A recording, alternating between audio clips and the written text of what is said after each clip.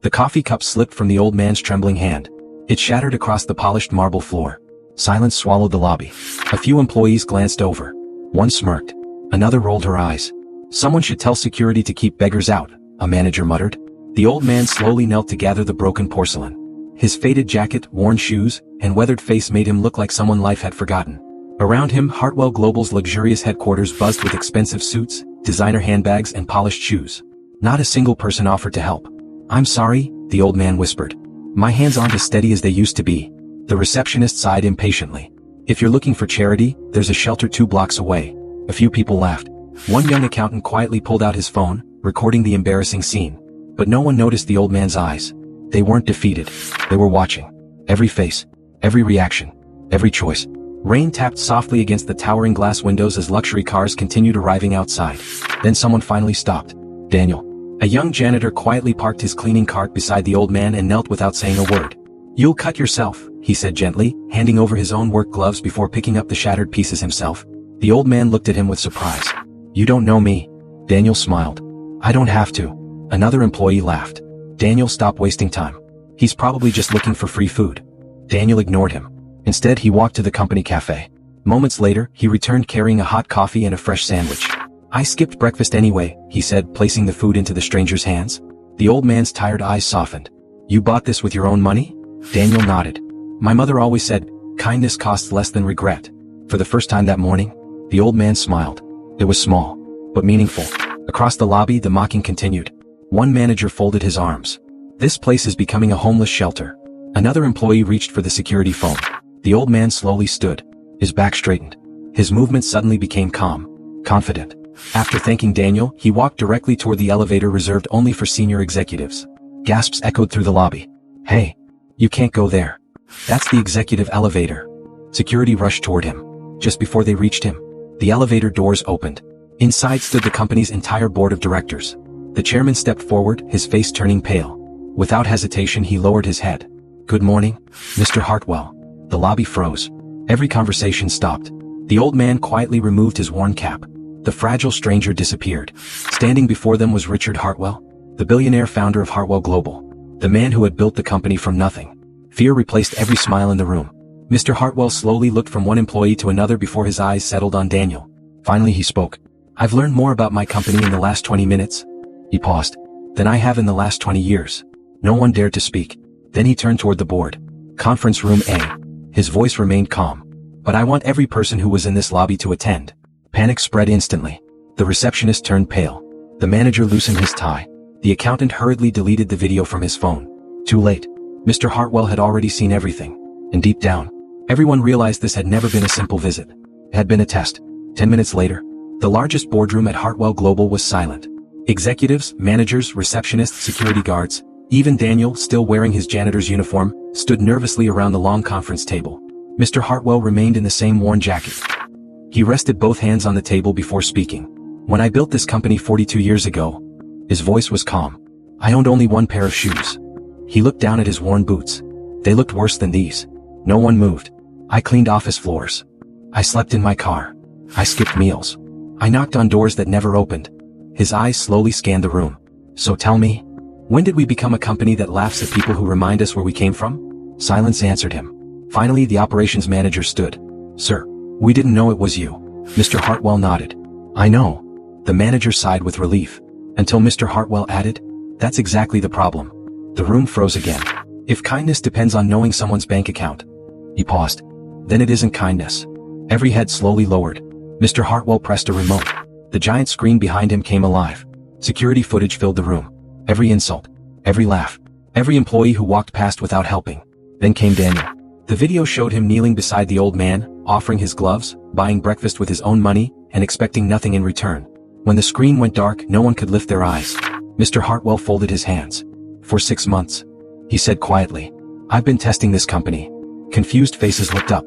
"I visited 12 different branches disguised as a cleaner, a delivery driver, an elderly customer, even a homeless veteran."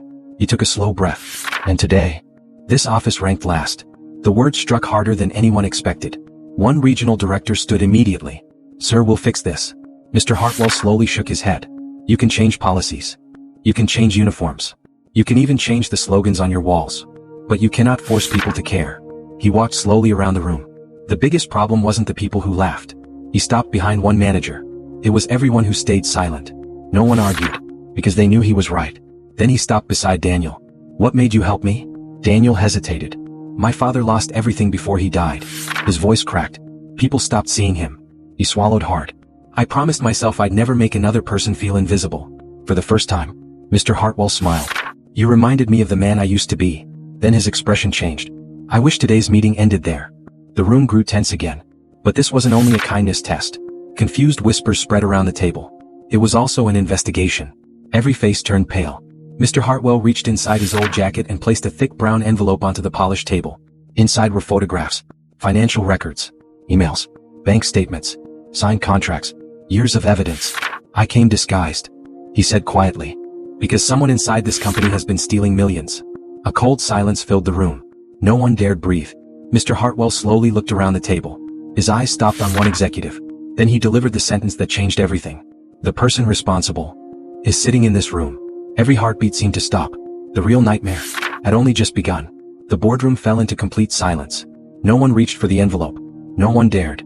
Rain streamed down the floor-to-ceiling windows as Mr. Hartwell slowly slid the evidence across the polished table. "Open it." The company's legal counsel hesitated before lifting the flap. Inside were forged invoices, secret bank transfers, fake vendor contracts, photographs of private meetings. Every document pointed to one man, Chief Financial Officer, Richard Collins. Richard forced a nervous smile. "There has to be some mistake." Mr. Hartwell calmly shook his head. "I hope there was." Richard straightened his tie. "I've served this company for 15 years. And that's why," Mr. Hartwell replied quietly, "I gave you every chance to stop." The smile disappeared from Richard's face. Mr. Hartwell stepped toward the window. When profits disappeared, everyone blamed the economy. When projects failed, they blamed suppliers. When employees resigned, they blamed pressure. He slowly turned back. But every trail, his eyes locked onto Richard, led to you. Richard slammed both hands onto the table. "You have no proof." Mr. Hartwell calmly reached into his pocket and placed a small silver key on the table. This key opened a storage locker rented under a fake name. A second envelope was opened. Inside were stacks of cash, luxury watch receipts, property deeds, offshore account records, and one photograph showing Richard secretly meeting executives from a rival company. The room stared in disbelief. Richard's confidence collapsed. "I built this company," he shouted. "I saved it during the recession. I deserved more." Mr. Hartwell answered without raising his voice. "You deserved respect. But you chose greed." Richard lowered his head. For the first time, he had nothing left to say. The investigators entered quietly. Without resistance, Richard extended his hands. As they escorted him away, not a single person looked him in the eyes. The door closed behind him. And with it, an era ended. Mr. Hartwell faced the remaining employees. This day was never about one dishonest executive. It's about the choices we make when nobody is watching. He looked toward the receptionist. "You laughed." Tears filled her eyes. "I'm sorry. I believe you." He turned toward the manager. "You chose status over compassion." The manager nodded silently. Then Mr. Hartwell looked at the security guards. "You followed orders." One guard answered softly. "We should have followed our conscience." Mr. Hartwell smiled. "Exactly." Then his eyes found Daniel, still standing quietly at the back. "Come here." Daniel stepped forward nervously. Mr. Hartwell faced the room. "This young man earns less in a month than many of you spend in a weekend." The room fell silent. And yet, he was the richest person in this building today. Daniel looked confused. Mr. Hartwell removed the original company founder's badge from his jacket and placed it into Daniel's hand. Gasps echoed across the boardroom. "Effective today, you will join our executive leadership program." Daniel's eyes widened. "But sir, I don't even have a business degree." Mr. Hartwell smiled warmly. "I can teach finance. I can teach leadership. I can teach business. But I cannot teach character." Over the following months, Hartwell Global changed. Managers worked beside janitors. Executives volunteered with frontline staff. Kindness became more valuable than titles. Every new employee watched the footage from that rainy morning, not to feel ashamed but to remember what truly defines greatness. 1 year later, Mr. Hartwell returned to headquarters, this time wearing an elegant navy suit. As he entered the lobby, he noticed an elderly woman struggling with heavy grocery bags. Before she could ask for help, 3 employees rushed toward her. One opened the door. Another carried her bags. A third offered her a chair and a glass of water. No cameras. No applause. Just kindness. Daniel, now wearing an executive badge, noticed Mr. Hartwell standing quietly nearby. He walked over with the same humble smile. "Good morning, sir. Can I help you with anything?" Mr. Hartwell looked around the lobby. At the kindness, at the respect. at the culture that had finally changed. Then he smiled. You already have. He walked toward the glass doors as sunlight finally broke through the clouds. Behind him stood a company transformed, not by wealth but by humanity. And one lesson remained forever etched into every heart. A person's true character is revealed not by how they treat someone important.